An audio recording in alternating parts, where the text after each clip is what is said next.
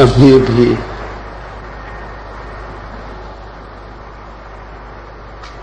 आपके प्रश्नों को देख रहा था।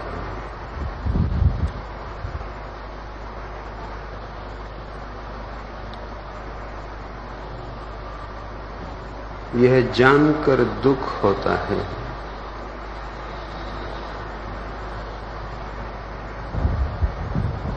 कि भारत की प्रतिभा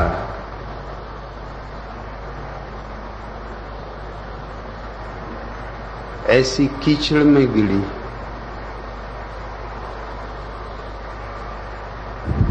कि प्रश्न भी नहीं पूछ सकते, और जो प्रश्न भी पूछती है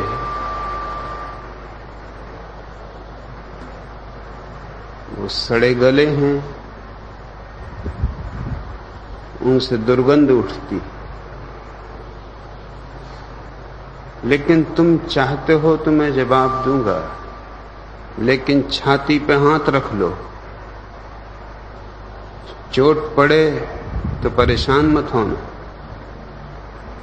और जो मैं कहूं उसमें से एक भी शब्द काटा ना जाए, और जो मैं कहूं उसमें एक भी शब्द जोड़ा ना जाए, ताकि तुम्हारी तस्वीर न केवल भारत के सामने बल्कि दुनिया के सामने स्पष्ट हो सके।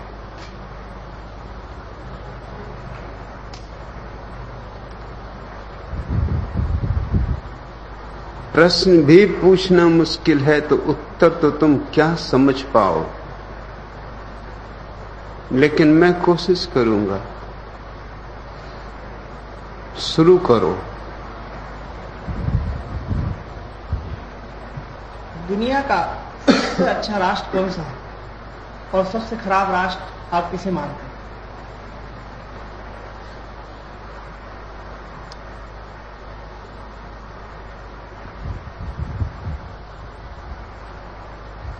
भारत दोनों है, क्योंकि यहां मैं भी हूं और तुम भी हो।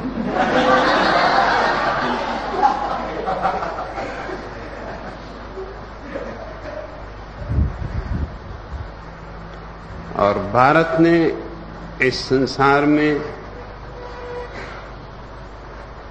चेतना की ऊंचाइयां छुई हैं, और अब मैं तुम्हें नालियों में पड़ा हुआ भी देख रहा हूं।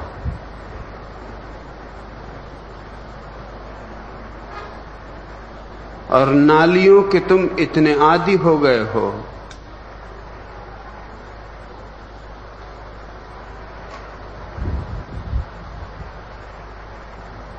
तुमने उन्हें मंदिर बना लिया है। तुम उनसे निकलना भी नहीं चाहते। फ्रांस में क्रांति हुई, वहां एक केंद्रीय जेल था बेस्तिले, जहां केवल आजीवन सजा पाए हुए लोगों को रखा जाता था। तो उनकी हथकड़ियां, उनकी बेड़ियां उनके मरने पर ही तोड़ी जाती थी। एक बार उनके ताले बंद हो जाने पर चाबियां कुओं में फेंक दी जाती थी। अंधेरी कोठरियों में, भारी जंजीरों में बेस्तिली के हजारों कैदी रह रहे। जब क्रांति हुई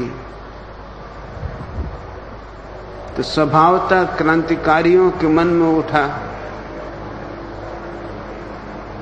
कि इन कैदियों को मुक्ति देना सबसे पहला काम है। इन्होंने सबसे ज्यादा दुख सहा है। उन्होंने बेस्तिले के द्वार तोड़े,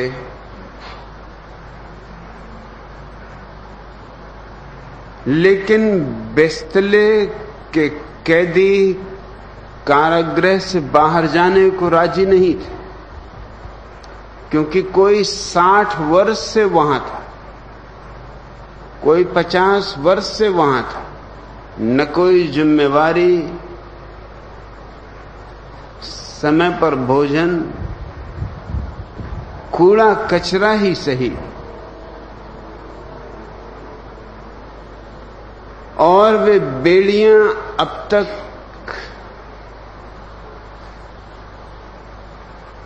उनके शरीर का अंग बन चुकी थी। लेकिन क्रांतिकारी जिद्दी होते, उन्होंने जबरदस्ती बेड़ियां और जंजीरें तोड़ दी और बैस्तिले के लोगों को मुक्त कर दिया। रोते हुए बैस्तिले के कैदी बाहर निकले, ये कहते हुए कि हम जाएंगे कहां। अब तो हम भूल गए वे नाम और पते भी, अब तो हम भूल गए वे लोग जो हमें जानते थे। शायद वे अब इस दुनिया में भी ना हो। हमारी पत्नियां, हमारे बच्चे, उनका क्या हुआ, कहां गए, कोई पता नहीं। सोने को छप्पर नहीं है, खाने को भोजन नहीं है, बिछाने को बिस्तर नहीं। जबरदस्ती क्रांति। दुनिया में एक चीज मुश्किल है, जबरदस्ती क्रांति मुश्किल है। क्रांति तो फूल है, ये तुम्हारे भीतर खिले तो खिले, कोई उसे जबरदस्ती नहीं खिला सकता। सांझ होते होते करीब करीब आधे से ज्यादा कैदी वापस आ गए। उन्होंने कहा हम दिन भर भूखे रहे, न कोई नौकरी देने को राजी है, न अब हमारी क्षमता रही है कि हम कोई काम कर सके, न हमें कोई सम्मान मनुष्य होने का उपलब्ध हो सकता है। और सबसे बड़ी मुसीबत यह है कि वो जंजीरें जो हमारे हाथों पर सदा के लिए डाल दी गई थीं, बेड़ियां जो हमारे पैरों में सदा के लिए डाल दी गई थीं, 30 साल, 40 साल, 50 साल, हम उनके बिना सो नहीं सकते। उनका वजन हमारी नींद का हिस्सा बन गया। क्षमा करो, हमें हमारी अंधेरी कोठरियों में जाने दो। बाहर की रोशनी हमें भाती नहीं।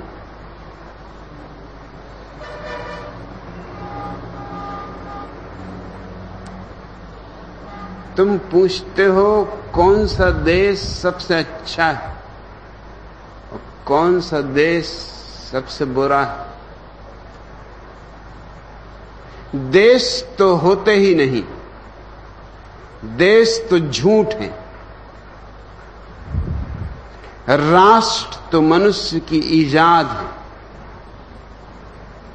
असलियत है व्यक्ति की।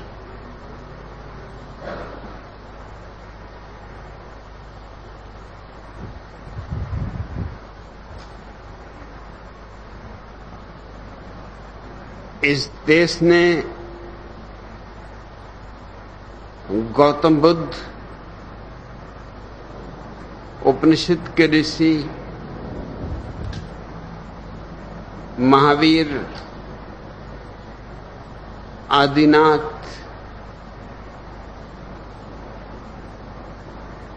आकाश की ऊंचाई से ऊंचाई छुई। वह भी एक भारत है, वही पूरा भारत होना चाहिए।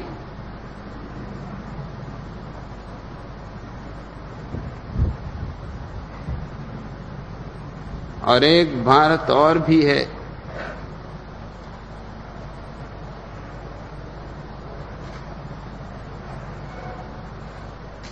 राजनीतिज्ञों का, चोरों का, कालाबाजारियों का।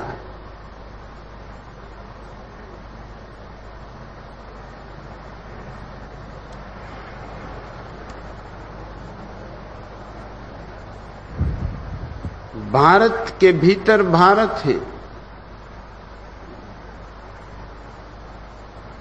इसलिए ये सवाल नहीं है कि कौन देश श्रेष्ठ है और कौन देश अश्रेष्ठ। सवाल ये है कि किस देश में अधिकतम श्रेष्ठ लोगों का निवास और किस देश में अधिकतम निकृष्ट लोगों का निवास। भारत में दोनों मौजूद हैं। तो एक हाथ से मैं भारत के झंडे को ऊंचा भी करना चाहता हूं और एक हाथ से भारत के झंडे को गिरा भी देना चाहता हूं। मैं भारत को कोई एक इकाई नहीं मानता।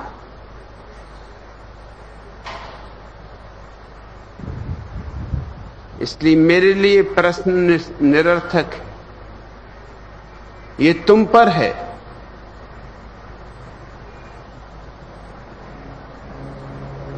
मैं सारी दुनिया में चक्कर लगाया हूं, सभी जगह अच्छे लोग हैं और सभी जगह बुरे लोग हैं। लेकिन बुरे लोग ताकत में हैं हर जगह और अच्छे लोग शक्तिहीन हैं हर जगह। अच्छाई की एक मजबूरी, अच्छाई आक्रामक नहीं होती,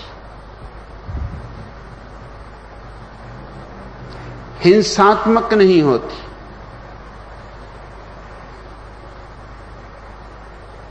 बुराई आक्रामक होती है, हिंसक होती है।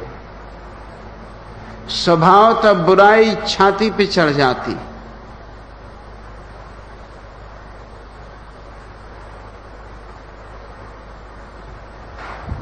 और अच्छाई को कोई मौका भी नहीं मिलता। दूसरी खूबी, अच्छाई को कोई आकांक्षा भी नहीं होती कि उसे स्वीकार मिले। अच्छाई अपने आप में ऐसा सुखद अनुभव है कि अब और कुछ और न चाहिए न जोड़ा जा सकता है। बुराई महत्वाकांक्षी।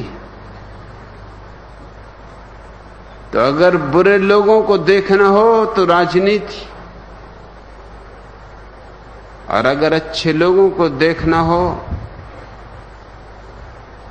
तो शांत, मौन, ध्यान में संलग्न लोग। दुनिया दो हिस्सों में बटी है, दो देशों में नहीं।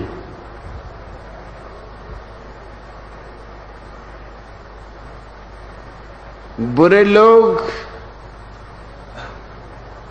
छाती पर सवार हैं और अच्छे लोग इतने अच्छे लोग हैं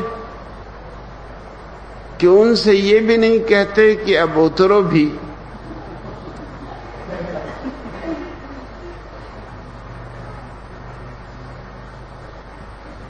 उनके छाती पर सवार होने से भी फर्क नहीं पड़ता, क्योंकि उनकी आनंद की, उनके प्रेम की, उनके अमृत की वर्षा उनके भीतर हो रही।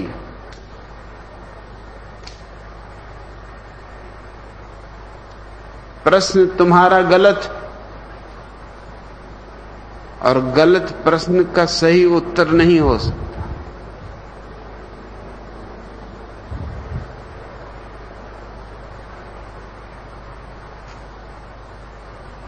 भी कहा कि दुनिया दो हिस्सों में बटी है, अच्छाई और बुराई। आप हिंदुस्तान से अच्छाई की तलाश में बाहर गए थे। आपको पिछली यात्रा के दौरान कितनी अच्छाई और कितनी बुराई मिली देखने को। ये किस बेवकूफ ने तुमसे कहा कि मैं अच्छाई की तलाश में बाहर गया था? या कि तुम्हारी खुद ईजाद? अच्छाई और बुराई दोनों हिंदुस्तान में थी। पहले मेरे प्रश्न का उत्तर। ये कोई साधारण राजनीति की पत्रकार परिषद नहीं है। यहां से तुम अच्छी तरह पिट के बाहर निकलोगे। तुमसे किसने कहा कि मैं अच्छाई की तलाश में बाहर गया था? मैं अच्छाई के प्रचार के लिए बाहर गया था।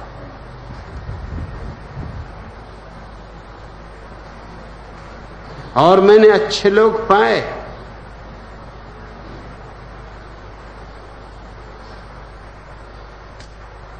और मैंने बुरे लोग भी पाए, और मैंने ये निष्कर्ष निकाला कि इससे कोई फर्क नहीं पड़ता कि तुम कहां रहते हो। इससे फर्क पड़ता है कि तुम कौन हो। जमीन से कोई अच्छा और बुरा नहीं होता, जमीर से कोई अच्छा और बुरा होता है।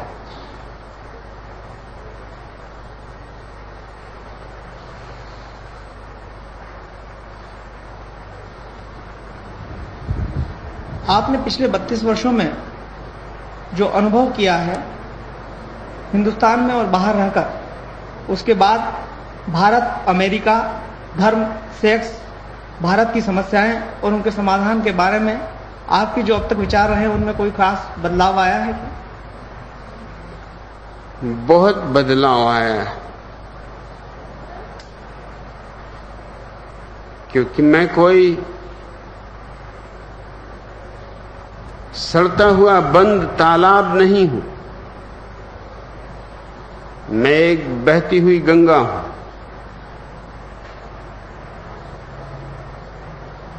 हर क्षण मैं आगे बढ़ रहा हूं। यूनान के प्रसिद्ध विचारक हेराक्लाइटस ने कहा है, एक ही नदी में तुम दोबारा नहीं उतर सकते।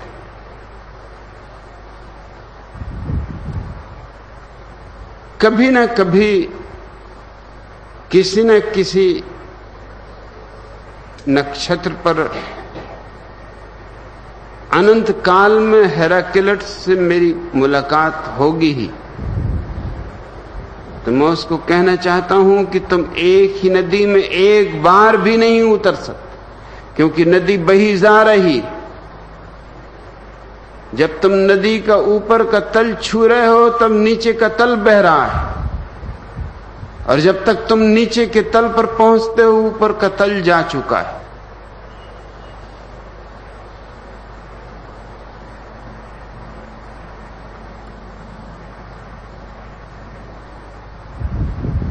बीज तो वही है, वृक्ष बना है,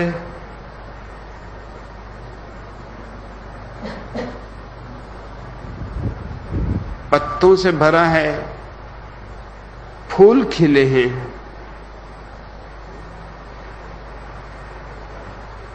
मैंने अपने जीवन में किसी चीज के विरोध में विकास नहीं किया। जो मैंने कहा है उसे और परिष्कृत किया है।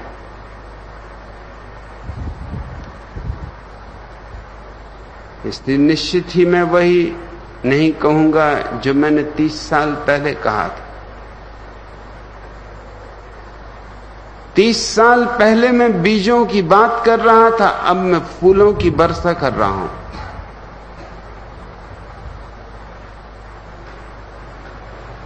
जिस अभियान को लेकर मनुष्य की आत्मा मुक्त नहीं हुई और वह धर्म व परंपरा से उपजी वर्जनाओं के कारण भयाक्रांत सी हो गई है, इस संदर्भ में मानव मुक्ति के आपके कार्यक्रम में क्या योजना बनाई?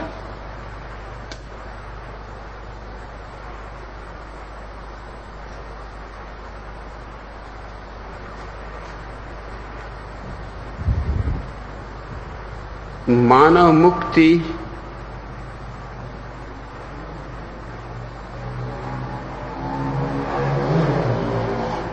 मनुष्य के स्वास्थ्य जैसी है।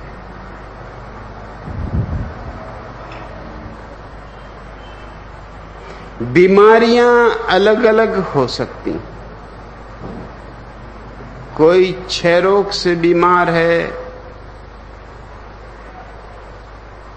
कोई सर्दी जुकाम से, कोई बुखार से, कोई कैंसर से। बीमारियां हजार हो सकती, लेकिन स्वास्थ्य एक ही होता है।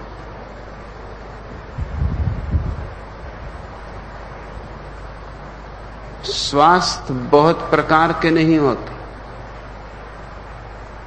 मानव मुक्ति मनुष्य का अंतिम स्वार्थ, उसकी अंतिम खिलावत, उसके जीवन से सुवास का उठना।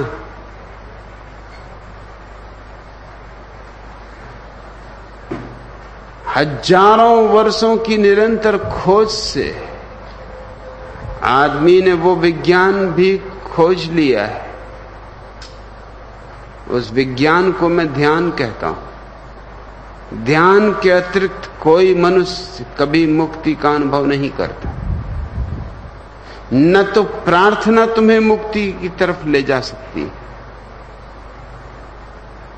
क्योंकि प्रार्थना में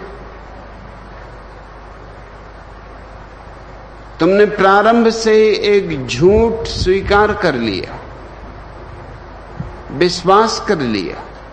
ईश्वर है, जानते नहीं हो, पहचानते नहीं हो। मिल जाए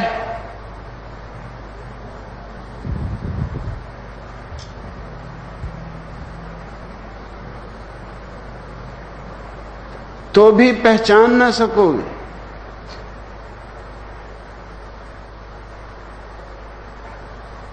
और प्रार्थना बहिर्गामी,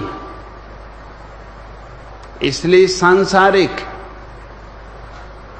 एक और यात्रा है ध्यान की, अंतर्गामी, कि तुम अपनी खोज में निकलते हो।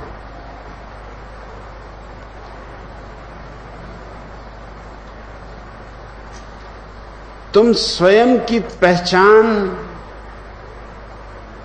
को अपना अभियान बनाते हो। और जिस दिन कोई व्यक्ति स्वयं को पहचान लेता है,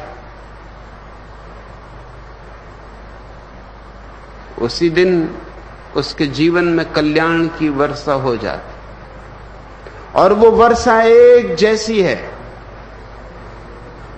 वो वर्षा न तो देखती है कि ये छत मुसलमान की है, कि हिंदू की है, कि जैन की है।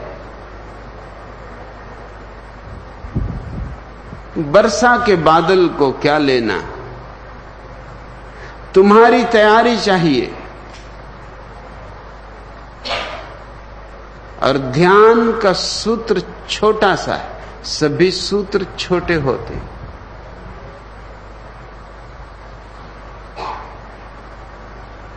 ध्यान का छोटा सा सूत्र है अपने भीतर इतनी शांति कि विचार की कोई तरंग भी ना उठे, कोई लहर ना हो। ऐसा सन्नाटा, ऐसा शून्य, जहां बस तुम हो और कुछ भी नहीं। जहां ये भाव भी नहीं है कि मैं हूं। उसी क्षण ये सारा विश्व तुम्हारे ऊपर ईश्वर बन के बरस पड़ता। ईश्वर को खोजना नहीं पड़ता। जो लोग ईश्वर को खोजने निकलते हैं वो भ्रांति में, तुम क्या ईश्वर को खोजोगे? कोई पहचान नहीं, कोई नाम नहीं, कोई रूप नहीं, कोई रंग नहीं। ईश्वर तुम्हें खोजता है। पुरानी मिस्र की कहावत है कि जब भी शिष्य राजी होता है गुरु प्रकट होता है। इसे थोड़ा बदल के यूं कहें कि जब भी तुम शांत, शून्य और मौन होते हो, तुम्हारी अंतरात्मा ईश्वर के आनंद और सौंदर्य से भर जाती। तुम अमृत हो जाते हो। इसके सिवाय कोई उपाय न कभी था न कभी होगा।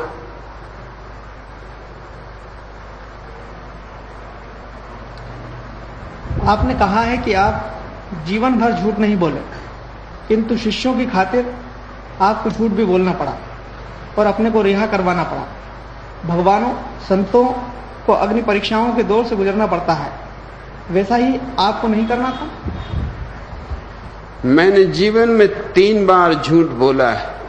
किसने तुमसे कहा कि मैंने कभी झूठ नहीं बोला?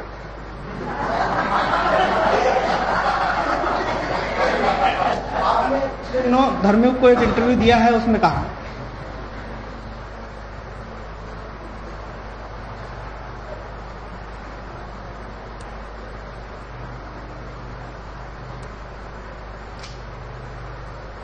धर्मयुग की कोई भूल होगी।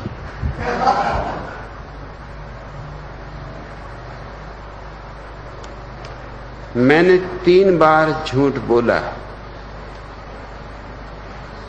क्योंकि मेरे लिए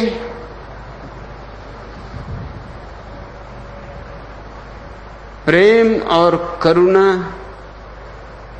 ज्यादा मूल्यवान है। एक बार मैं झूठ बोला मां आनंद शिला को बचाने के लिए। उसे मैंने लाख समझाया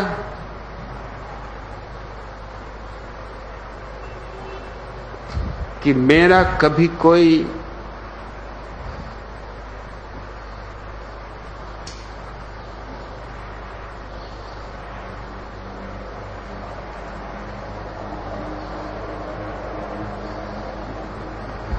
अडॉप्शन नहीं हुआ है। मैं किसी की गोद नहीं लिया गया हूं।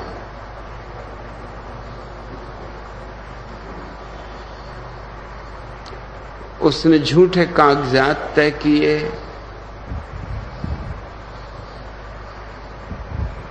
ताकि अमेरिका में मुझे रहने के लिए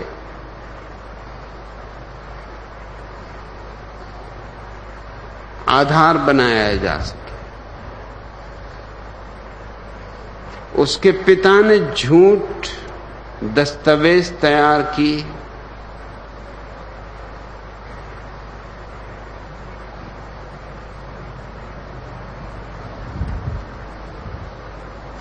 मेरे सामने सवाल था। एक बुजुर्ग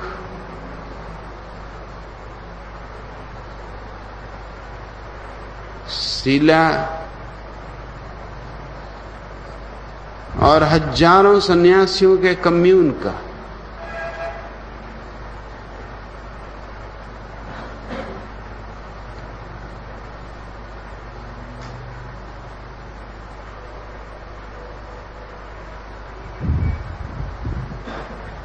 झूठ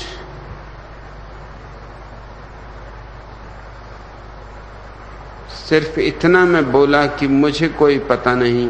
बचपन में अगर मुझे गोद ले लिया गया हो, लेकिन मुझे कभी कहा नहीं गया।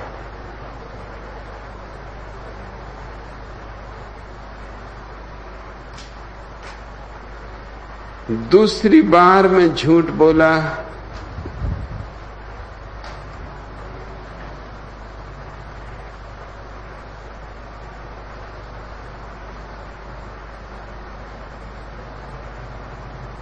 अमेरिका की जेल में 12 दिनों तक हर तरह से परेशान किए जाने के बाद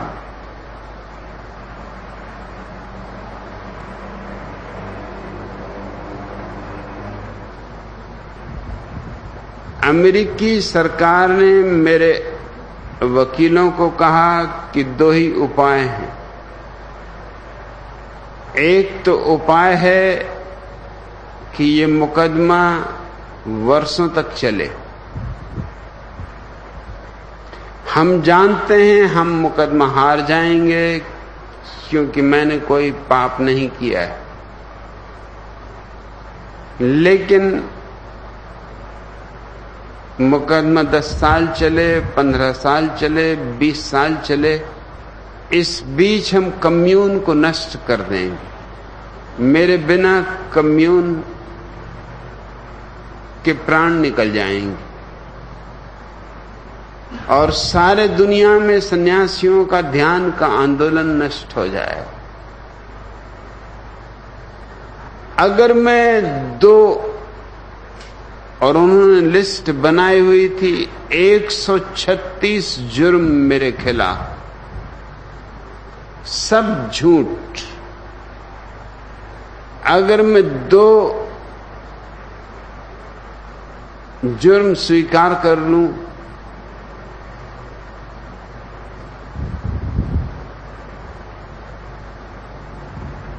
तो आंदोलन बच सकता है, कम्यून बच सकता है, सारे विश्व में फैले हुए सन्यासी बच सकते हैं। ये ब्लैकमेल था। मेरे अटर्नियों की आंखों में आंसू थे।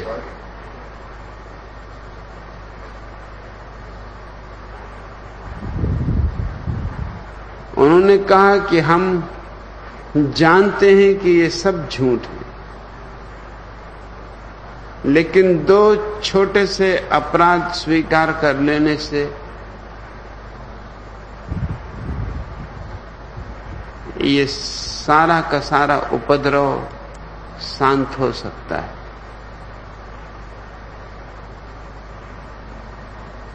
तो मैंने 2 अपराध, सिर्फ 2 शब्द में अमेरिका की अदालत में बोला हूं, दोनों झूठ।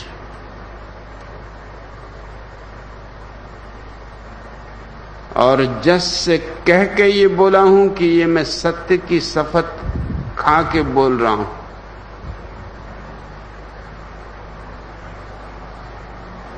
कि मैंने अमेरिका में प्रवेश पाने के लिए झूठे दस्तावेज पेश किए,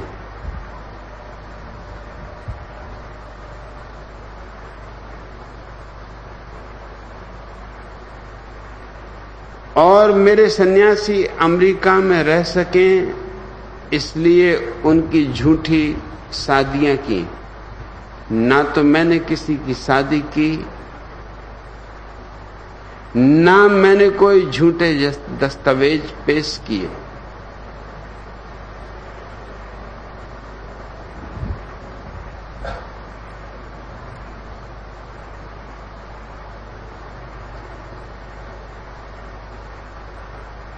इन 3 मौकों को छोड़कर मैंने कोई झूठ नहीं बोला,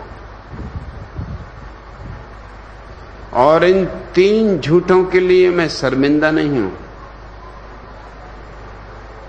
गौरवान्वित हूं।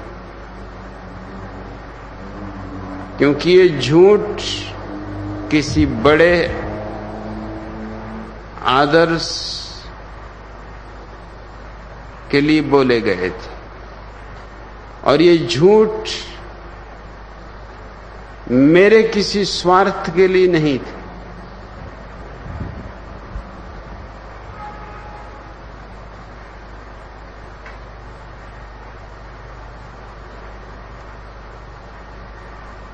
लेकिन इन 3 झूठों के सिवाय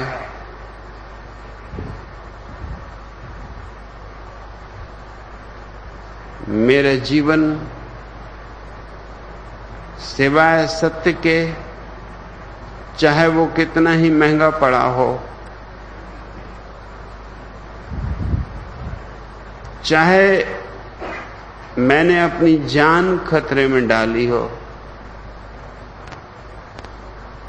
मैं तैयार रहा हूं। मेरे जीवन पर बहुत हमले किए गए हैं, हिंदुस्तान में, अमेरिका में, और अब अमेरिका चाहता है ₹5 करोड़ देने को तैयार है कोई आदमी अगर मुझे मार डाले। मैंने खबर भेजी है रोनाल्ड रीगन को, क्यों बेचारे दूसरे आदमी को फंसाते हो, क्योंकि वो मुझे मारेगा तो अदालत में फंसेगा। ₹2.5 करोड़ मेरे काम के लिए दे दो, ध्यान के लिए दे दो, मैं मरने को तैयार हूं। सीधा सौदा है।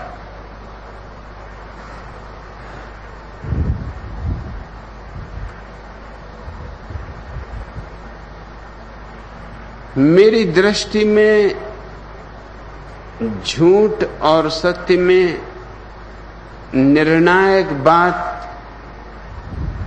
झूठ और सत्य नहीं होते। निर्णायक बात होती है कारण।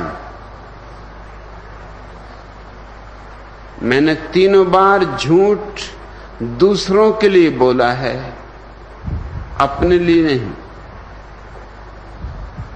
अपने लिए तो मैं मरने को भी तैयार हूं, झूठ बोलने का कोई सवाल नहीं।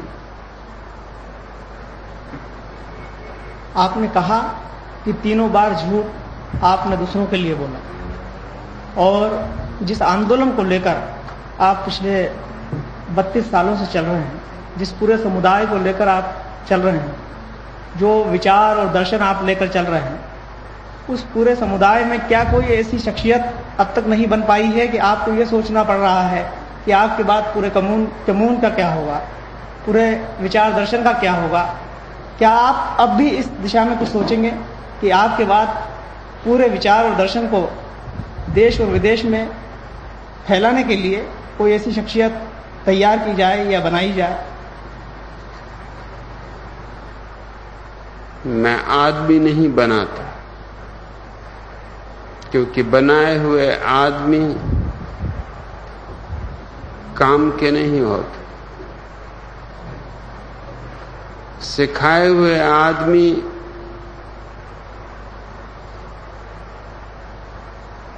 जीवन के मंदिर में प्रवेश नहीं पा सकते।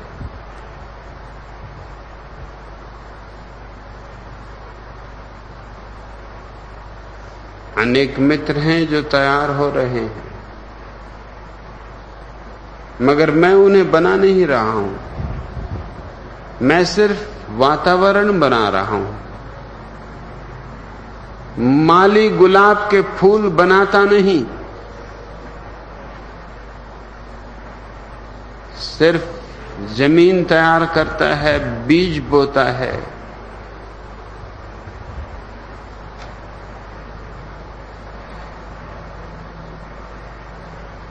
खाद देता है। फूल तो अपने से आते हैं।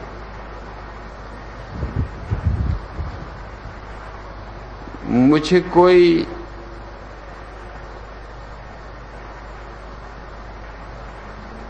व्यक्ति के ऊपर अपने को थोपने का आग्रह नहीं, उसे मैं आध्यात्मिक गुलामी कहता हूं। मैं जो कर सकता हूं, जमीन तैयार करने का काम, वो मैं कर रहा हूं। उसमें जिनके भीतर भी थोड़ी आत्मा है, उनके फूल खिलेंगे। इस जन्म में, अगले जन्म में, किसी और जन्म में। लेकिन इस जमीन को बनाने के लिए अगर मुझे 3 बार झूठ बोलना पड़ा है तो मैं शर्मिंदा नहीं हूं। शर्मिंदा होना चाहिए अमेरिका की सरकार को।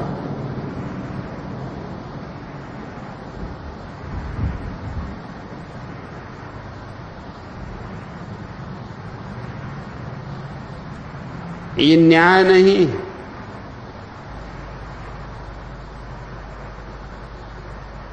मैं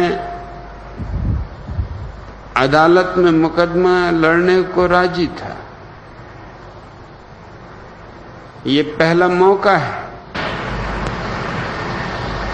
कि एक अकेला आदमी विश्व की सबसे बड़ी ताकत के खिलाफ खड़ा था।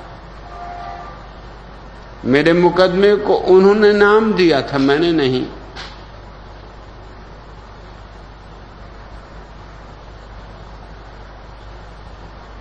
United states of America versus भगवान श्री रजनीश।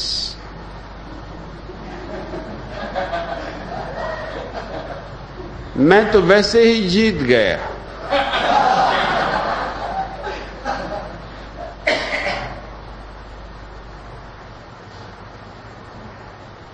और फिर भी उन्हें झूठ बोलना पड़ा, और इस तरकीब से झूठ को पेश करना पड़ा कि मेरे वकीलों को कहना पड़ा पैर छूकर, टपकते हुए आंसुओं से, कि हमने अपने जीवन में इस तरह नहीं देखा। वो जो दो विकल्प दे रहे हैं वो दोनों शरारत से भरे हुए हैं।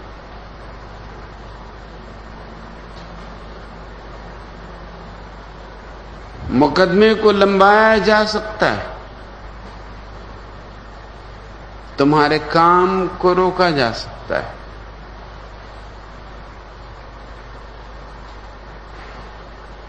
मैं अगर झूठ बोल के नरक में भी पड़ जाऊं तो मुझे कोई ऐतराज नहीं, लेकिन मैं चाहूंगा कि जो जमीन में तैयार कर रहा हूं वो तैयार हो जाए, कुछ फूल खिल उठें, कुछ झरने जाग जाएं, कुछ तारे उगाएं।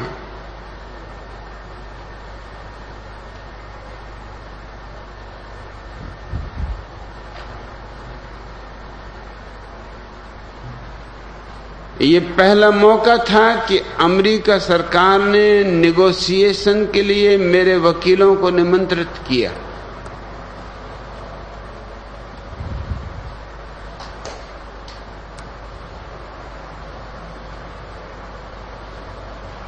अन्यथा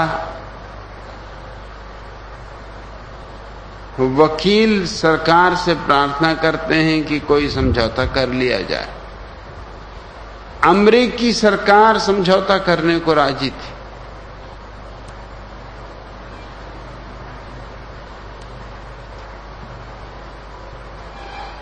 और समझौता करने को क्यों राजी थी? कल मैंने कहा, 2 दिन पहले अमेरिका के अटॉर्नी जनरल के मुंह से सच निकल गया। पत्रकारों के कॉन्फ्रेंस में उनसे पूछा गया कि भगवान को सजा क्यों नहीं दी गई, तो उसने 3 कारण बताए। एक,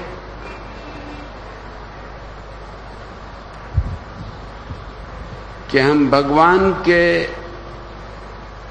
आंदोलन को नष्ट करना चाहते हैं।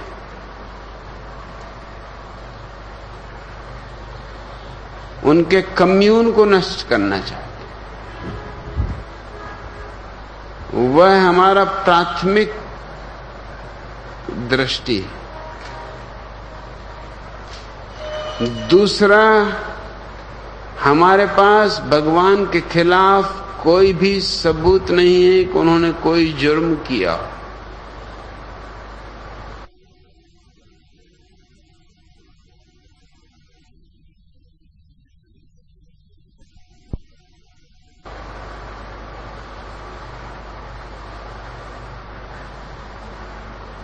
ये बड़ी मजेदार दुनिया है। मैंने कोई जुर्म नहीं किया, लेकिन 60 लाख रुपया जुर्माना मेरे ऊपर किया गया। सारी दुनिया को ये दिखाने के लिए कि जुर्म जरूर किया गया होगा, नहीं तो 60 लाख रुपया क्यों जुर्माना किया जाए। और तीसरी बात और भी महत्वपूर्ण है, अमेरिका के अटॉर्नी जनरल ने, जो कि वहां की सबसे बड़ी सरकारी कानूनी व्यवस्था का प्रमुख है, उसने कहा कि हम भगवान को एक मसीहा, एक शहीद नहीं बनाना चाहते थे, क्योंकि ये भूल पहले हो चुकी। सुकरात को जहर दे के मारा नहीं जा सका। 2500 साल बीत गए, सुकरात ज्यादा जिंदा है, मारने वालों का कोई पता भी नहीं, नाम का भी पता नहीं। जीसस को सूली दी, तब तक जीसस के पास केवल 10-12 शिष्य थे। सूली के बाद संख्या बढ़ती गई।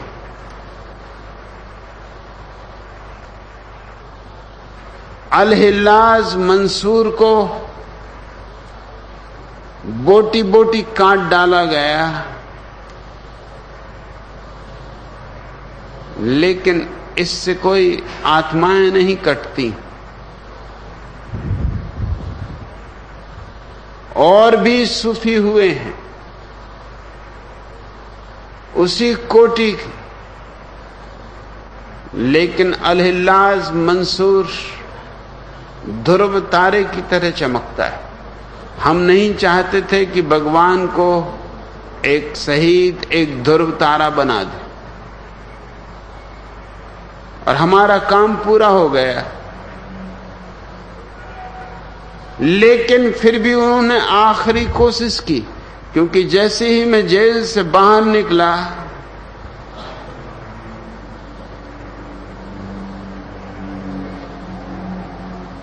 अदालत ने मुझे छोड़ दिया, क्योंकि कोई मेरे खिलाफ कानून नहीं था और मेरे ऊपर कोई जुर्म न था। लेकिन मुझे जेल तक जाना जरूरी था, अपना सामान, अपने कपड़े। मैं चकित हुआ वहां देखकर कि जेल में सन्नाटा है।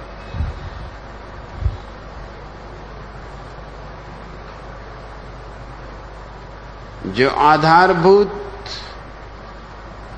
ऑफिस की जगह है, वहां कोई भी नहीं। मैंने पूछा भी कि मैं कई बार यहां से आया गया, यहां तो बड़ी धूम, बड़े ऑफिसर्स, जेलर, आज सब क्या हुआ? क्या मेरी खुशी में छुट्टी मनाई जा रही?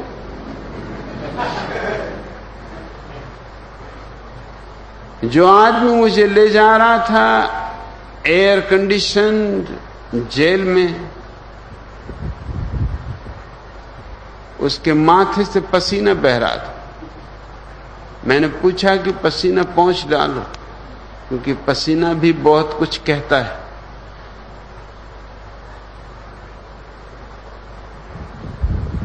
उसने मुझे उस जगह पहुंचाया ऑफिस में जहां मुझे मेरा सामान वापस देना है।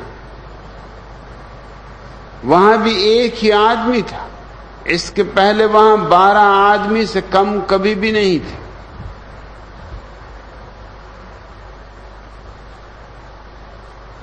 और उस आदमी ने कहा कि मुझे अपने ऊपर के अधिकारी से दस्तखत लेने होंगे, इसलिए मैं जरा बाहर जाता हूं, आप आराम से बैठें।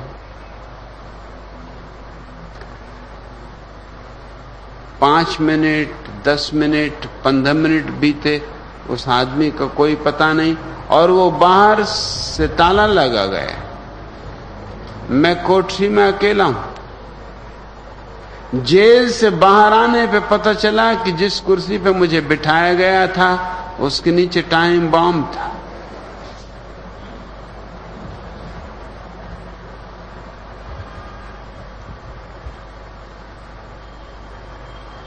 लेकिन वो टाइम बॉम्ब ठीक से व्यवस्थित न कर सके, क्योंकि पता नहीं अदालत में कितनी देर हो, और जज के सामने साफ था कि मामले में कुछ भी नहीं है, इसलिए 5 मिनट में मुकदमा समाप्त हो गया।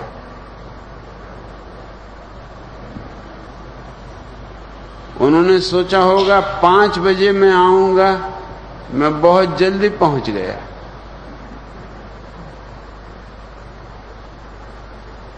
उस जेल के अंदरूनी कमरे में सिवाय सरकार के और कोई आदमी टाइम बॉम्ब नहीं रख सकता, पहुंच नहीं सकता।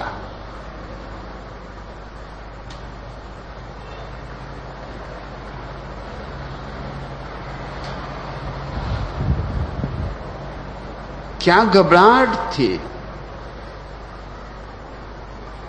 मुझे मार डालने की क्या घबराहट थी। और यही मेरे अटॉर्नीज का कहना था कि अगर मैं ये 2 छोटे से जुर्म स्वीकार नहीं कर लेता हूं तो हम आशा नहीं करते कि जेल से तुम वापस आ सको।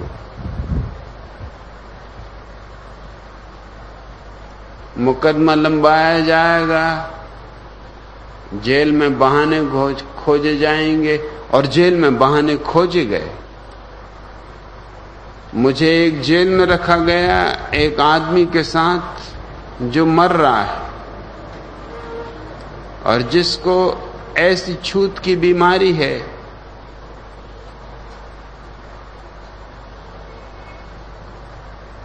कि उसका कोई इलाज नहीं।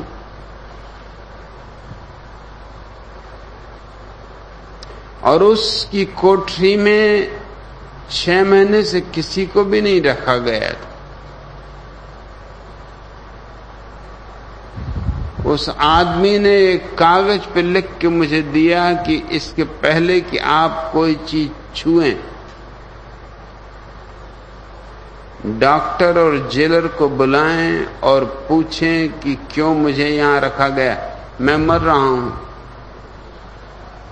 और ये एक अपरोक्ष तरकीब है आपको मार डालने की। शहीद भी न बनो, मसीहा भी न बनो, और बीमारी से मर जाओ। जरा सोचो, जीसस अगर खाट पे मरते, जैसा कि 99 आदमी चुनते हैं मरने के लिए, दुनिया में कोई क्रिश्चियनिटी ना होती।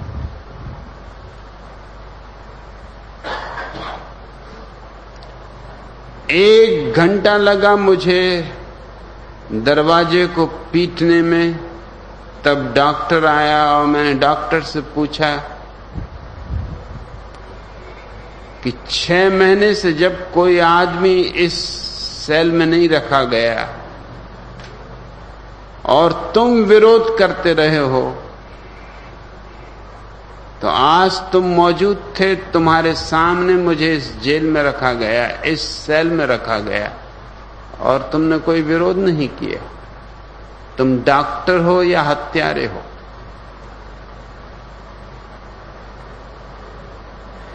दूसरी जेल में मुझसे कहा गया कि मैं अपना नाम न लिखूं। जब फॉर्म भरता हूं प्रवेश का, तो अपने नाम की जगह लिखूं डेविड वाशिंगटन। मैंने कहा डेविड वाशिंगटन मेरा नाम नहीं। मैं रात भर यहां ऑफिस में बैठा रह सकता हूं, लेकिन डेविड वाशिंगटन मेरा नाम नहीं है और मैं नहीं लिखूंगा। और मेरे साथ तुम्हें भी बैठना पड़ेगा।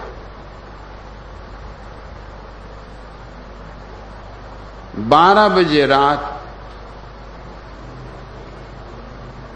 यूएस मार्शल खुद कोर्ट पर लिखा है डिपार्टमेंट ऑफ जस्टिस। मैंने पूछा कि कम से कम इस कोर्ट को तो निकाल दो, और तुम फॉर्म भर सकते हो, दस्तखत मैं कर दूंगा। उसने समझा कि चलो ये भी समझौता ठीक है। उसने फॉर्म भर दिया अपने हैंड राइटिंग में, और मैंने दस्तखत किए हिंदी में। उसने कागज को सब तरफ से घुमा के देखा और कहा कि ये क्या है। मैंने कहा डेविड कूपरफील्ड, डेविड वाशिंगटन, जो बनाना चाहो इससे बना सकते हो, ये मेरे दस्तखत।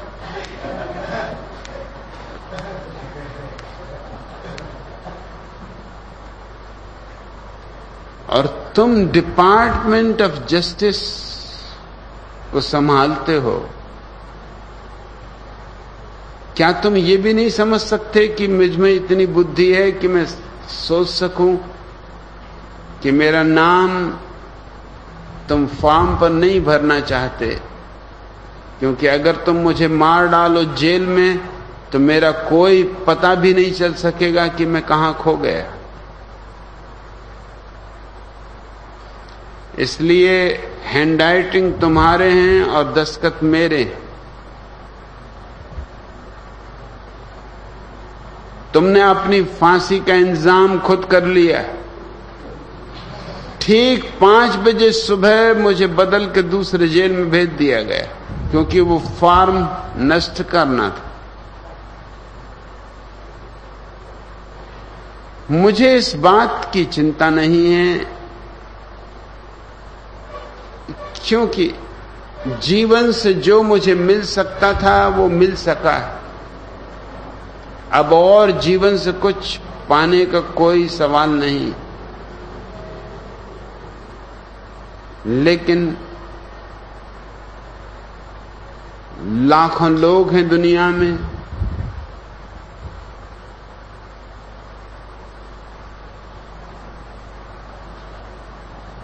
जो तैयार हो रहे हैं। मैं उनकी तैयारी के लिए जीना चाहता हूं।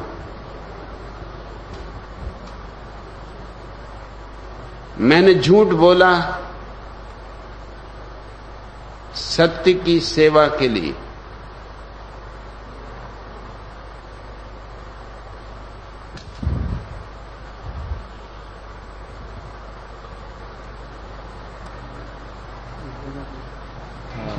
दिसंबर में इंडिया टुडे के इंटरव्यू में आपने कहा था, दिसंबर महीने में अमेरिकी घटना के बाद, कि राजीव गांधी चूंकि गैर राजनीतिक व्यक्तित्व हैं, इसलिए उनसे उम्मीद की जा सकती है कि वो कुछ अच्छा करेंगे। परसों के इंटरव्यू में आपने कुछ नाउम्मीदी जाहिर की है राजीव गांधी के काम करने के तरीके के बारे में। इस पर अगर आप इलॉबरेट करें तो कृपा होगी। मैं कोई राजनीतिज्ञ नहीं हूं, लेकिन इतना मैं जानता हूं कि कौन चमार है और अच्छे जूते बना सकता है। राजीव एक अच्छे पायलट, लेकिन अच्छा पायलट होना प्रधानमंत्री होने के लिए कोई सर्टिफिकेट नहीं।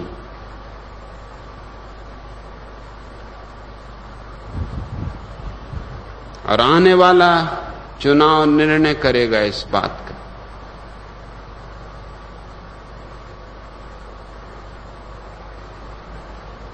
सच में इंदिरा गांधी की हत्या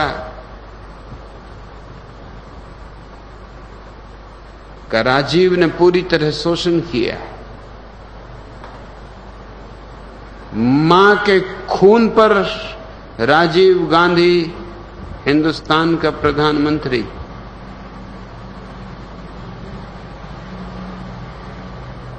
हम यहां खून देने वाले चाहते हैं, मां के खून को भी बेच देने वाले नहीं।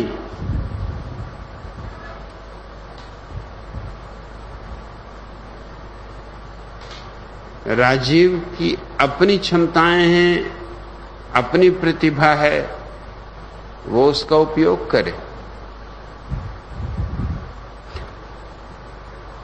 और इंदिरा गांधी के जिंदा रहते समय मैंने राजीव को संदेश दिया था कि अगर तुम्हें कभी राजनीति में आना है तो अभी से अपनी मां के चरणों में बैठ के शिक्षण शुरू करो।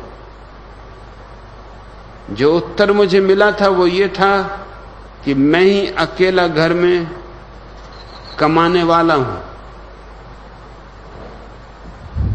संजीव मर चुका था और अगर इंदिरा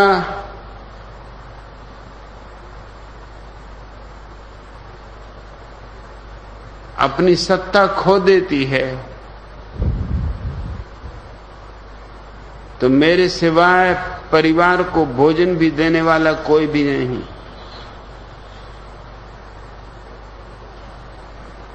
फिर मेरी राजनीति में कोई उत्सुकता भी नहीं। क्या तुमने कभी सुना है इंदिरा गांधी और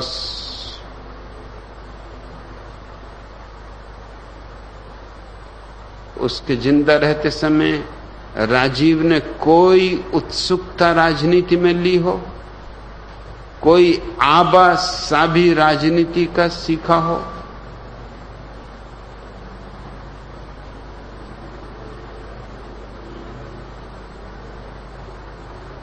छोकरों की एक जमात मुल्क की छाती पर सवार हो गई।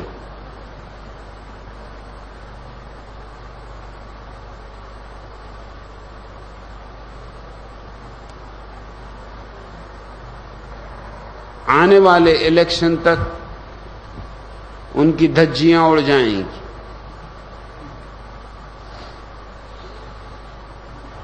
और झूठ, फरेब,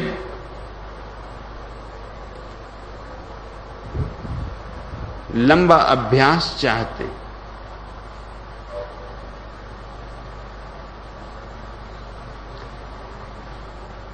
विरोधी पार्टी के नेता ने पार्लियामेंट में पूछा कि भगवान को भारत से बाहर जाना पड़ा, मैं वापस आया था, क्या उन पर ये शर्तें ला दी गई थी कि आप भारत के बाहर नहीं जा सकते और भारत के बाहर के सन्यासी आपसे मिलने नहीं आ सकते, और खासकर भारत के बाहर से पत्रकार,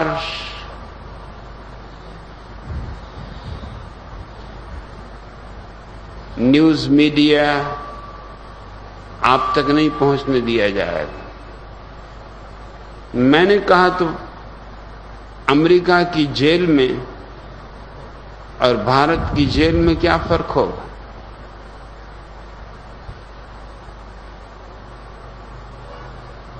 कम से कम अमेरिका की पहली जेल में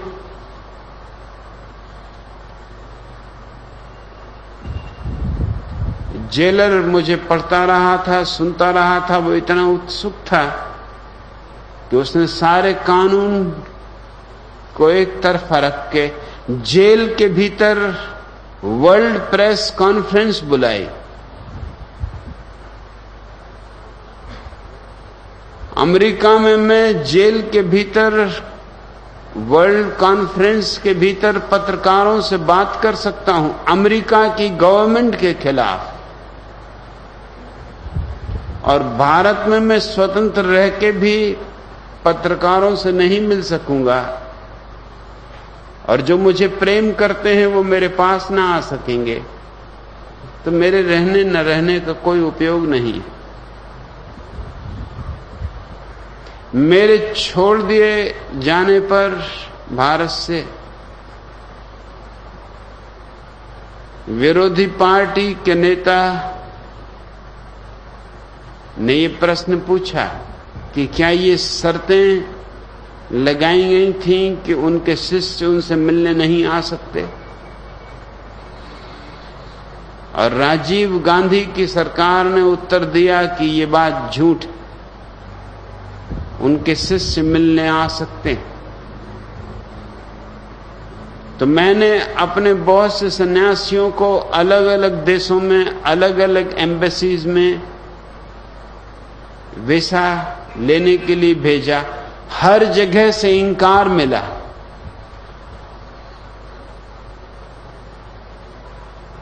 आश्चर्यजनक, यहां सरकार कह सकती है कि वो आ सकते हैं, और एम्बेसीज को खबर करते हैं कि उनका कोई भी व्यक्ति भारत ना आने पाए।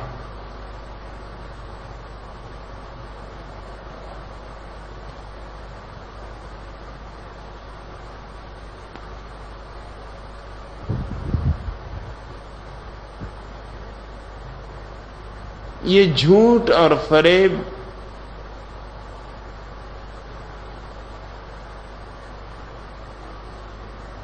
इस देश को ऊंचा नहीं उठा सकते।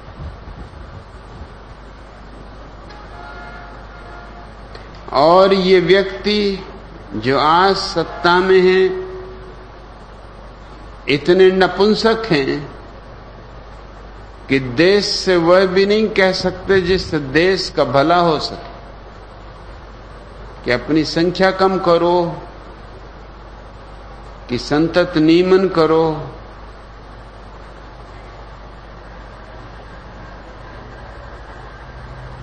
ये देश को मौत की तरफ ढकेल रहे हैं। ये जान के तुम्हें आश्चर्य होगा कि भारत में भूख है और भारत का गेहूं भारत के बाहर बेचा जा रहा है, क्योंकि उसी धन के बल पर न्यूक्लियर एनर्जी और उसके प्रसाधन खरीदे जा सकते हैं। तुम्हारे पेट से किसी को मतलब नहीं।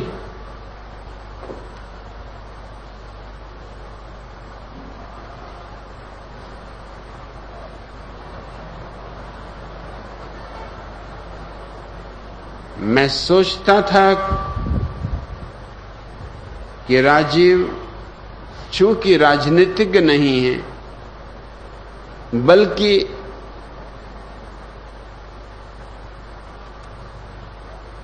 अनायास एक गैर राजनीतिक राजनीति में पहुंच गया है। इसलिए मैंने तारीफ की थी कि शायद उससे हम आशा बांध सकते हैं, लेकिन अब कोई आशा बांधने की जरूरत नहीं।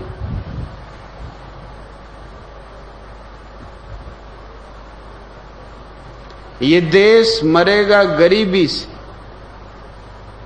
और जिम्मेवार राजीव गांधी होंगे।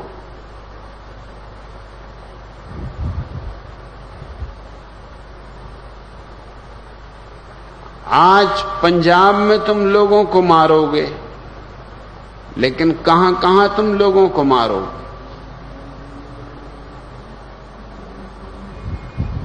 राजीव के पास कोई व्यक्तित्व नहीं है, न ही कोई वक्तव्य है, न ही कोई करिश्मा है कि इस सारे देश को इकट्ठा रख सके। आसाम अलग होना चाहता है, तमिलनाडु कल अलग होना चाहेगा। इस देश में 30 भाषाएं हैं, वो 30 देशों में बंट जाना चाहती हैं। ये मैं आपको स्मरण दिला दूं कि हजारों साल से भारत एक राष्ट्र नहीं रहा है। बुद्ध के जमाने में 2500 साल पहले इस देश में 5000 राज्य थे।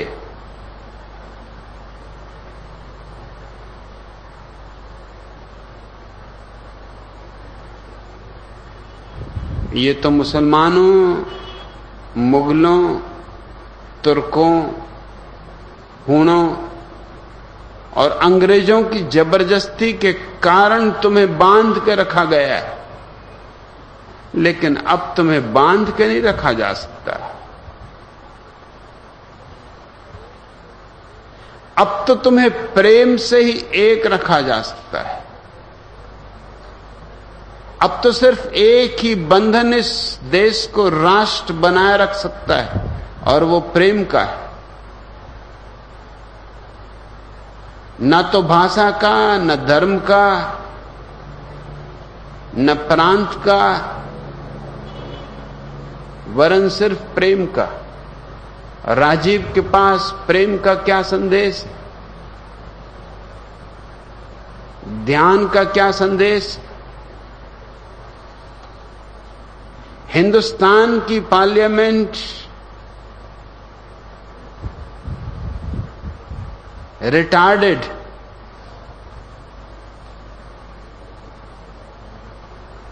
इनमें से किसी के भी मस्तिष्क की जांच की जा सकती है। 14 साल से ज्यादा निकल आए, बहुत मुश्किल।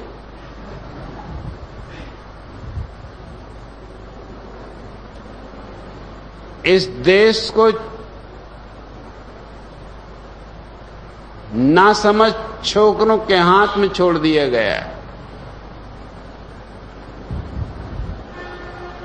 ये सारी स्थिति बदलनी होगी। इस देश में विचारशील लोग भी हैं, बुद्धिमान लोग भी हैं, ऐसे लोग भी हैं जिन्हें राजनीतिक महत्वाकांक्षा नहीं है, लेकिन फिर भी जिनके दिल में देश के लिए करुणा है। लेकिन एक मुसीबत है, जो महत्वाकांक्षी हैं अनिवार्य रूप से हीनता ग्रंथि से पीड़ित होते, अपनी हीनता को दबाने के लिए बड़े पदों पर पहुंचने की कोशिश करते हैं, और जो हीनता ग्रंथि से पीड़ित नहीं है, संतुष्ट हैं, मग्न हैं अपने में, वो कोई भीख नहीं मांगते फिरते वोटों की। तुम भिखारियों के द्वारा आशा छोड़ दो कि ये देश ऊपर उठ सकेगा। हमें रास्ता बदलना पड़ेगा, हमें जाना पड़ेगा उन लोगों से प्रार्थना करने जो इस देश को संभाल सकते हैं। वो तुम्हारे पास वोट मांगने नहीं आएंगे, और उनकी कोई कमी नहीं।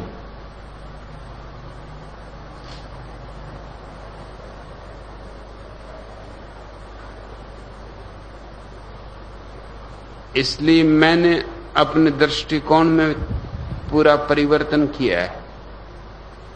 मैं 12 दिन तक अमेरिका की जेल में था।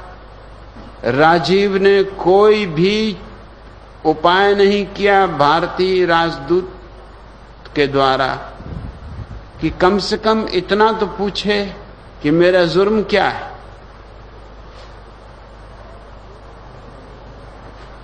और बिना अरेस्ट वारंट के मुझे क्यों पकड़ा गया है, और बिना अदालत में लिए जाए मुझे क्यों जबरदस्ती एक जेल से दूसरे जेल में घसीटा जा रहा। ना, अमेरिका को कोई नाराज नहीं करना चाहता, सब भिखारी हैं।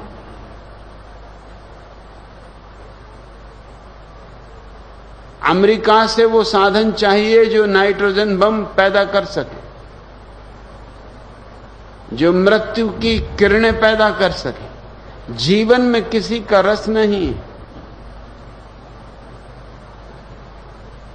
ये कर्तव्य था राजीव गांधी का कि एक भारतीय के ऊपर बिना किसी जुर्म के, बिना किसी कारण के जबरदस्ती अत्याचार ढाया जा रहा हो तो वो आवाज उठाए।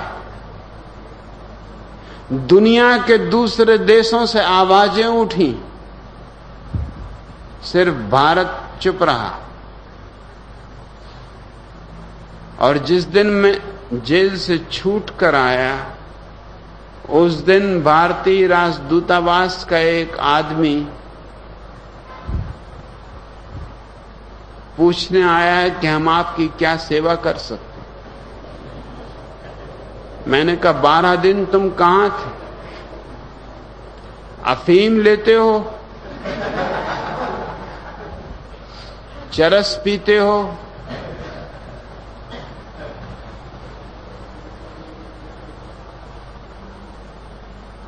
बारह दिन तुम कहां थे? तुम्हारी सरकार कहां थी? तुम्हारा राजदूत कहां था?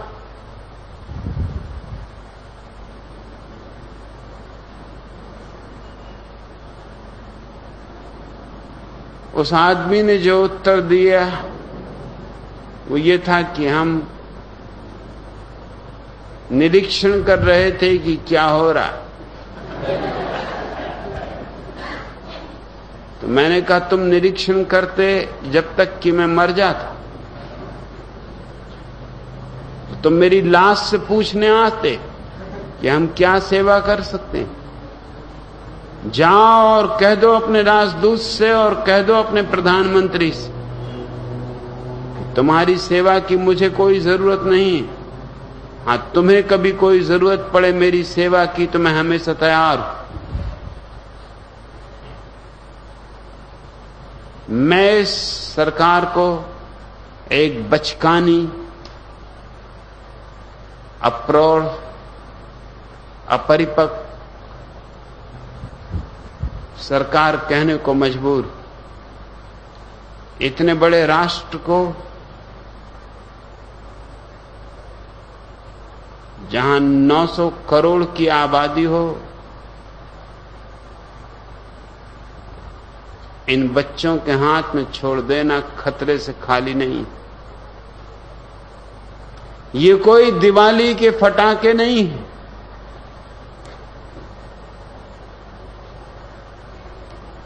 यहां पूरे देश की जिंदगी और मौत का सवाल है। मैं चाहता हूं देश समझदार लोगों के हाथ में जाए। मैं चाहता हूं देश में कोई राजनीतिक पार्टी न हो।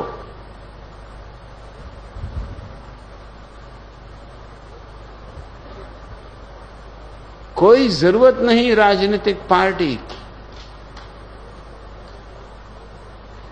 जरूरत है समझदार लोगों की, जिनको हम चुन के भेजें और जो सामूहिक रूप से निर्णय ले सकें इस देश के भविष्य के लिए। मैं अराजकवादी हूं।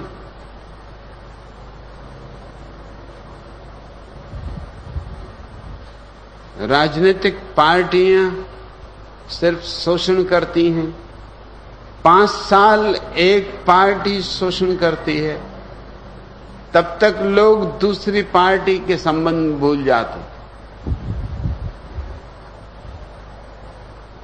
दूसरी पार्टी सत्ता में आ जाती है, 5 साल तक शोषण करती है, तब तक लोग पहली पार्टी के संबंध में भूल जाते। ये एक बहुत मजेदार खेल है। कबड्डी खेल रहे हैं बेटे,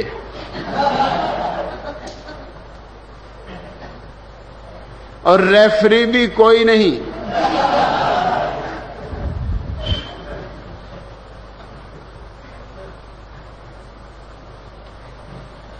आपकी योग साधना का जो तरीका रहा है, उसमें शारीरिक संपर्क का एक खास महत्व रहा है। जैसा कि पहले भारत में आप चलाते थे, रजनीशपुरम के बारे में मुझे पता नहीं, अगर वही तरीका फिर रहेगा तो जो नया खतरा पैदा हो गया है एड्स का, उसको देखते हुए योग साधना के तरीके में कोई बदलाव आप लाने की सोच रहे हैं?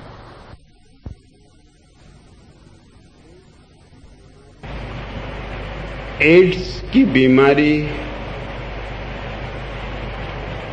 धार्मिक बीमारी।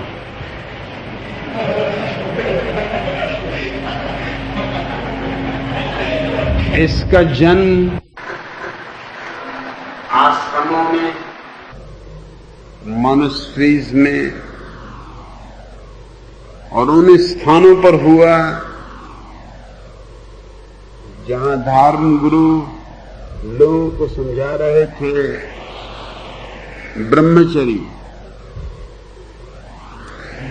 ब्रह्मचर्य बिल्कुल ही अस्वाभाविक,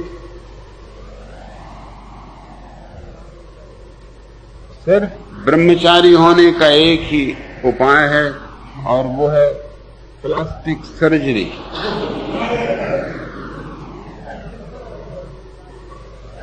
ओनली नपुंसक ब्रह्मचारी हो सकता है और कोई भी नहीं।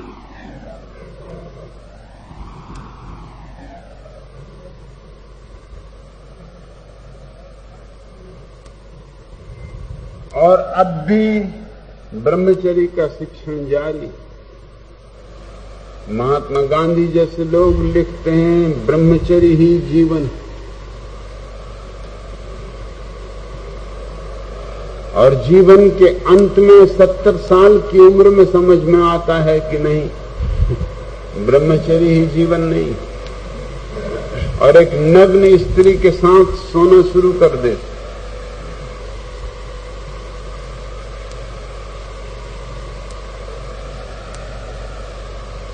शारीरिक संबंध स्वाभाविक, अगर उन्हें स्वाभाविक रखा जाए तो एड्स का कोई खतरा नहीं।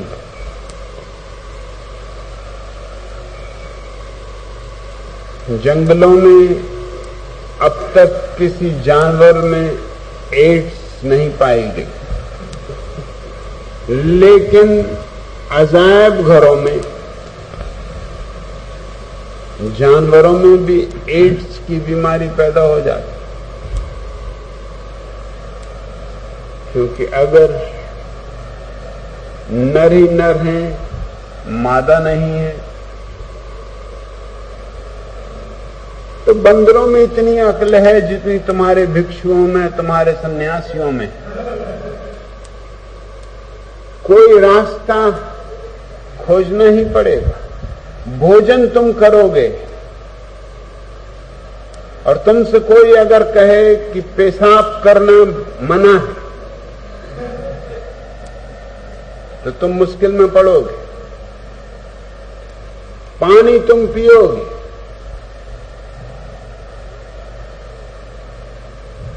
पेशाब का क्या करोगे? चोरी छिपे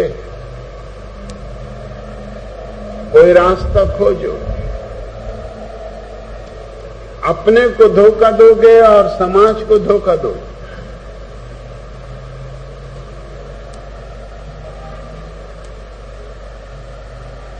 भारत में एड्स की बीमारी अगर फैलेगी तो तुम्हारे धर्म गुरुओं के द्वारा, पश्चिम में भी उन्हीं के द्वारा फैल रही है, जोर से फैल रही है। स्त्री और पुरुषों को अलग कर दो, लेकिन तुम्हारे भीतर जो वीर ऊर्जा पैदा होती है उसका क्या करोगे? तुम्हारे वीर की थैली एक सीमा रखती, उसके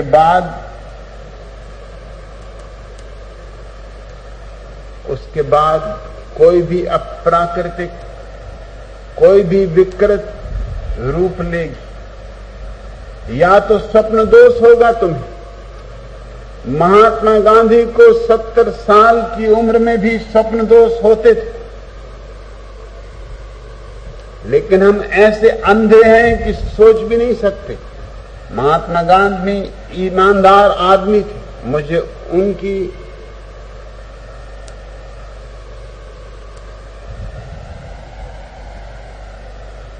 ईमानदारी पर कोई भी शक नहीं, लेकिन 70 साल में भी अगर स्वप्न दोष होता है तो इसका अर्थ है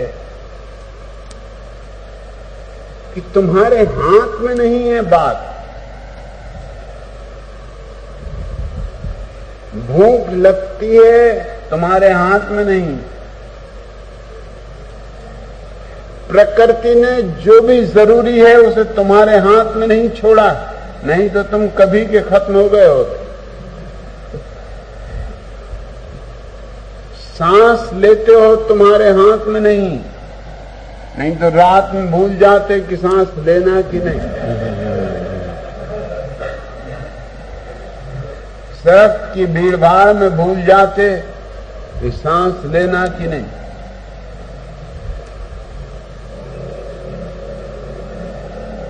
तुम्हारे भीतर जो वीर की ऊर्जा स्त्री या पुरुष के भीतर पैदा होती है वो तुम्हारे खून से पैदा होती है। अगर तुम चाहते हो कि वो पैदा ना हो तो खून पैदा नहीं होना चाहिए, जड़ों तक जाना पड़ेगा।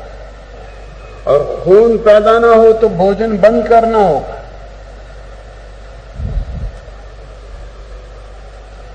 तो ब्रह्मचारी ही होना है तो जाओ और लटक जाओ किसी झाड़ से, बांध के रस्सी अपनी गर्दन और लिख लेना एक तख्ती कि मैं ब्रह्मचारी हूं।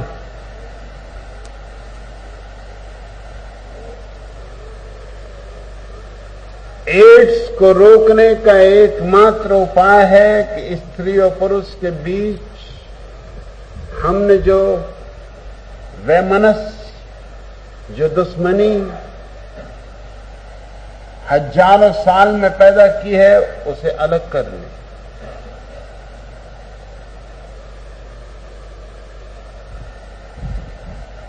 अगर हम उसे अलग कर सकते हैं तो एड्स का कोई सवाल नहीं।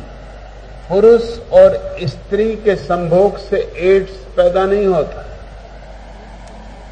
पुरुष और पुरुष के संभोग से एड्स पैदा होता। और वैसा पुरुष अगर स्त्री से संभोग करे तो स्त्री को भी एड्स की बीमारी दे देता। और एड्स की बीमारी आखिरी बीमारी है। अब तक ऐसी कोई बीमारी जानी नहीं गई क्योंकि इसका कोई इलाज नहीं।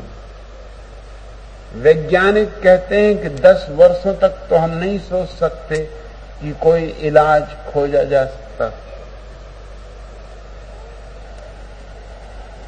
और इतने जोर से फैल रही है बीमारी कि ना तो तुम किसी से कह सकते हो कि तुम एड्स के बीमार हो,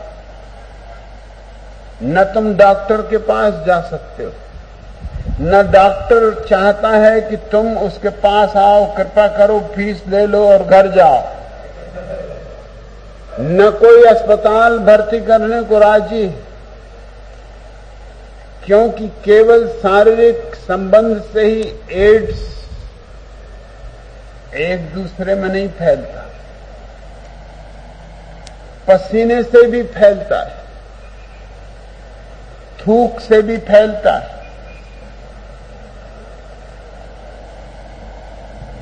आंसुओं से भी फैलता है।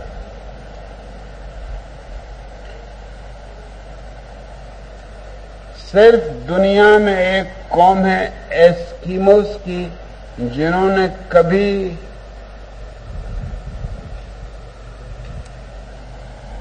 प्रारंभ से ही चुंबन नहीं लिया। और जब पहली दफे ईसाई मिशनरी एस्किमोस को बदलने पहुंचे तो उनकी हंसी का ठिकाना न रहा। वो सोच भी ना सके कि ये कैसी गंदी हरकत कर रहे हैं। ये गंदी हरकत है, एक दूसरे के मुंह में जीभ डालना, एक दूसरे के थूक में थूक मिलाना। जरा सोचो तो। और तुम ऐसा रस ले लेके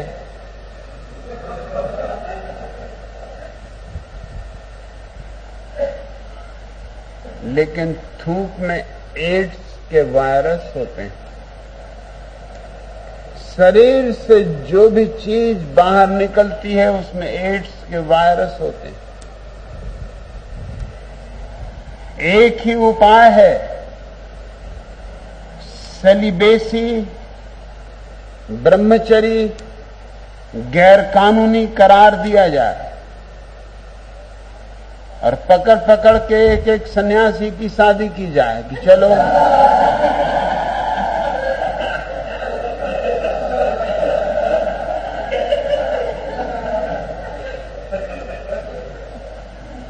अन्यथा ये भी हो सकता है कि न्यूक्लियर युद्ध के पहले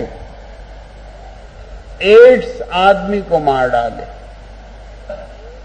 और एड्स के बीमार को अगर पूर्ण सुरक्षित रखा जाए तो वो 2 साल से ज्यादा नहीं जी सकते। ये लंबी से लंबी अवधि और पूर्ण सुरक्षित कैसे रखोगे? आखिर उससे काम करना पड़ेगा, लोगों से मिलना पड़ेगा और एड्स के बीमार की क्षमता किसी भी बीमारी से लड़ने की शून्य हो जाती। अगर उसको सर्दी पकड़ जाए तो सर्दी भी फिर ठीक नहीं होती, बुखार आ जाए तो बुखार ठीक नहीं होता, उस पर कोई दवा काम नहीं करती क्योंकि दवा के काम करने का ढंग है। जब हम दवा देते हैं किसी आदमी को तो उसका शरीर उस दवा का साथ देता है, उन दोनों की संयुक्त शक्ति से बीमारी अलग की जाती।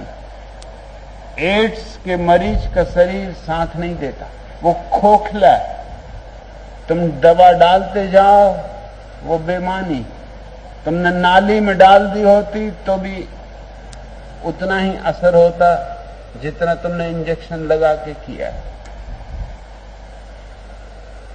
मगर दुनिया के धार्मिक अभी भी समझाए जा रहे हैं कि ब्रह्मचर्य के बिना कोई ब्रह्म तक नहीं पहुंच सकता। ब्रह्मचर्य बिल्कुल अनिवार्य है।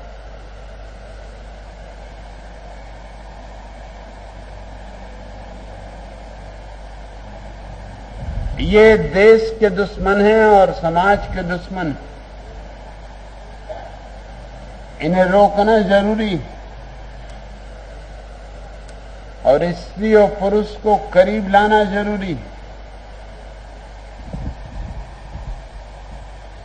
ताकि पुरुष और पुरुष संभोग न करने लगे, ताकि स्त्रियां और स्त्रियां संभोग न करने लगे।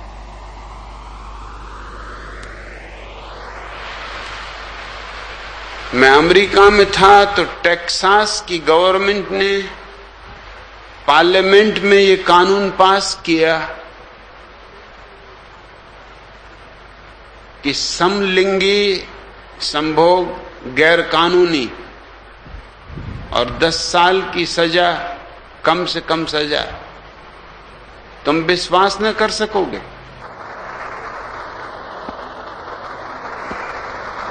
10 लाख लोगों के जुलूस ने विरोध किया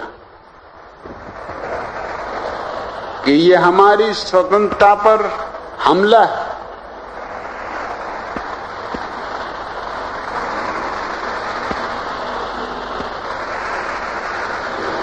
ब्रह्मचर्य को गैर कानूनी करार देने की बजाय उन्होंने होमोसेक्सुअलिटी गैर कानूनी करार दिया। इसके परिणाम बहुत खतरनाक। इसका मतलब हुआ कि होमोसेक्सुअलिटी, समलिंगी व्यवहार अंतर्गत भूमि के भीतर छिप जाएगा और तुम्हें पता भी नहीं चलेगा। तुम्हें यह भी पता नहीं चलेगा कि एक छोटा बच्चा रो रहा था और तुमने उसके आंसू पोंछ दिए तो तुमने करुणा का काम किया या हत्या का। क्योंकि हो सकता है तुम्हारे हाथ और उसके आंसू एड्स की बीमारी को पैदा कर दें। और नवीनतम खबरें हैं कि अब बच्चे भी पैदाइश के साथ एड्स लेके आ रहे हैं। 3 बच्चे पैदा होते ही एड्स के बीमार थे। ये सबसे भयंकर बीमारी है जो आदमी ने मनुष्य के इतिहास में देखी। मेरे विचार और भी परिपक्व हो गए हैं कि मनुष्य को सहज, सरल, स्वाभाविक जीवन जीना चाहिए, अन्यथा विकृति बिल्कुल स्वाभाविक। मैंने सुना है एक शानदार हथनी जंगल से गुजर रही थी और एक मुंडा सन्यासी उसके पीछे भाग रहा था।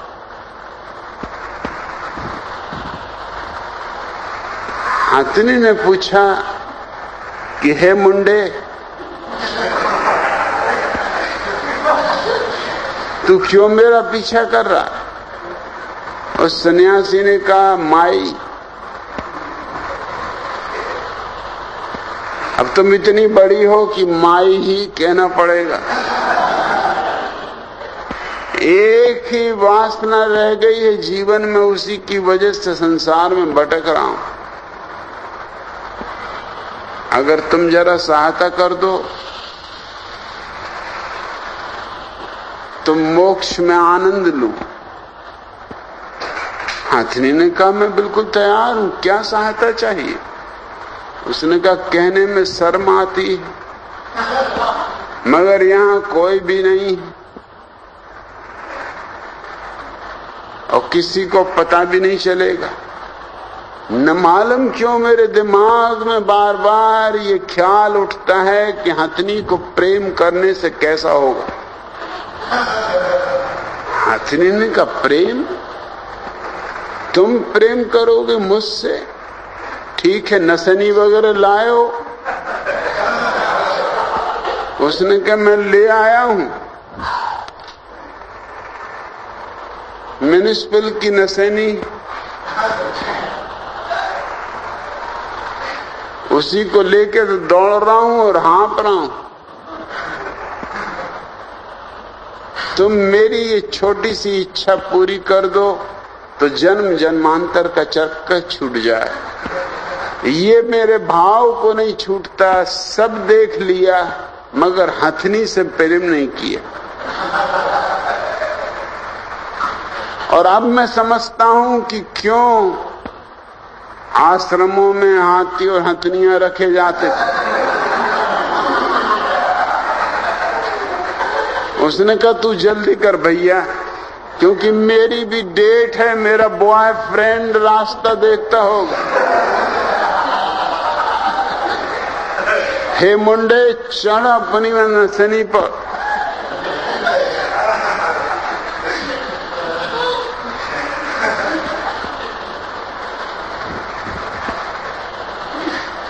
मुंडा प्रेम करने में संलग्न हो गया।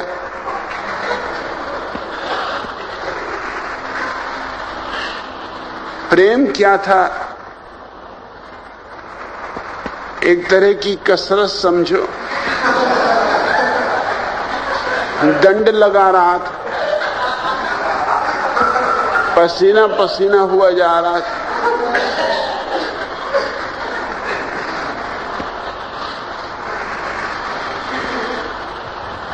और तभी झाड़ के ऊपर एक नारियल गिरा जो हथनी के सिर पे पड़ा। हथनी ने कहा, मुंडे ने कहा, माफ करना प्रीतमे, क्या मैं तकलीफ तो नहीं दे रहा हूं? हथनी ने कहा, तुम्हारा तो मेरा पता ही नहीं चल रहा है, तुमने शुरू भी किया या नहीं?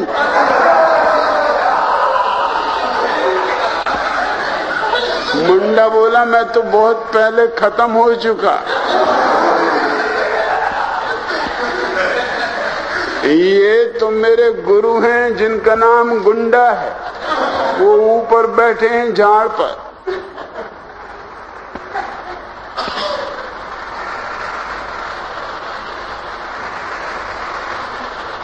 ये हमारे संप्रदाय में शिष्य को मुंडा कहते हैं और गुरु को गुंडा कहते हैं।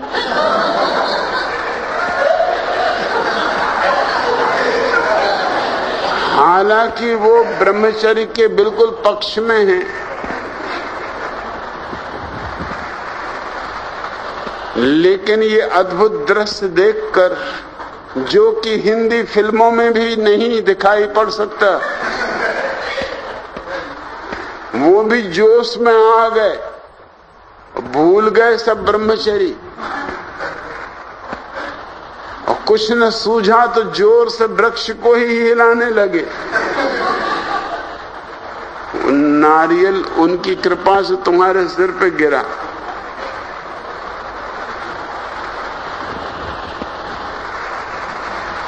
ये गुंडों और मुंडों का समाज,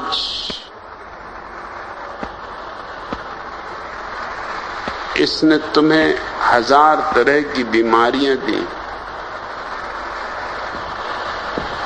और मैं चाहता हूं सहज, स्वाभाविक, नैसर्गिक जीवन। जितने तुम स्वाभाविक होगे, उतने ही ज्यादा तुम्हारे जीवन में शांति होगी, स्वास्थ्य होगा, उतनी ही संभावना है तुम्हारे लिए उस अमृत को पा लेने की जिसकी हम सदियों से प्रतीक्षा करते रहे, जन्मों जन्मों से। तो सिवाय मेरे, और मैं दोहराता हूं, सिवाय मेरे ना तो तुम्हारा पोप, ना आयतुल्लाह खुमैनी, न तुम्हारे शंकराचार्य, न तुम्हारे आचार्य तुलसी, कोई भी तुम्हें एड्स से नहीं बचा सकते।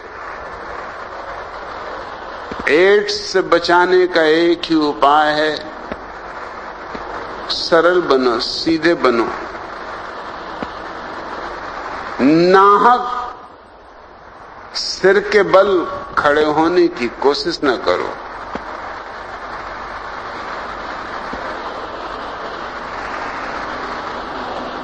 पैर दिए हैं प्रकृति ने, उनसे ही चलो।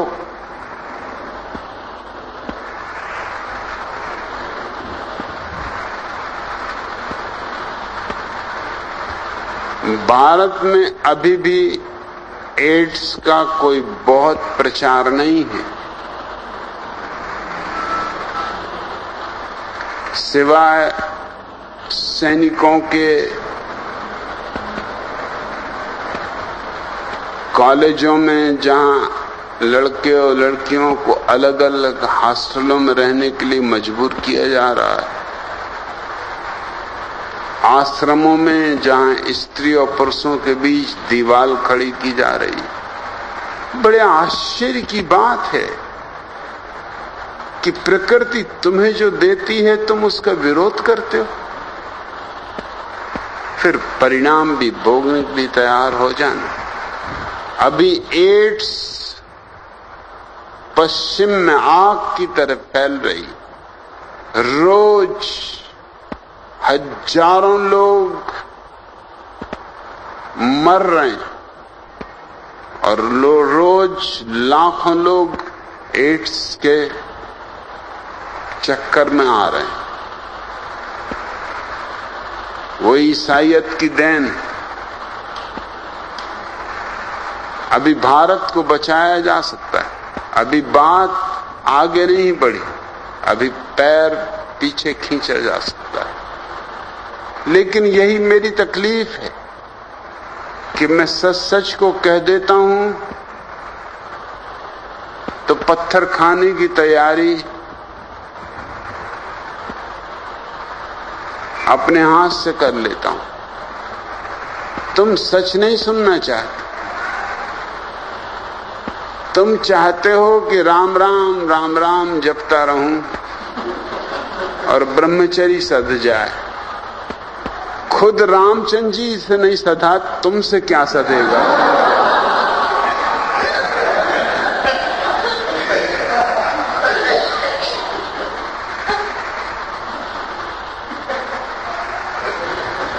थोड़ा सोचो तो, जिनकी तुमने पूजा की है कृष्ण की, वो 16,000 स्त्रियों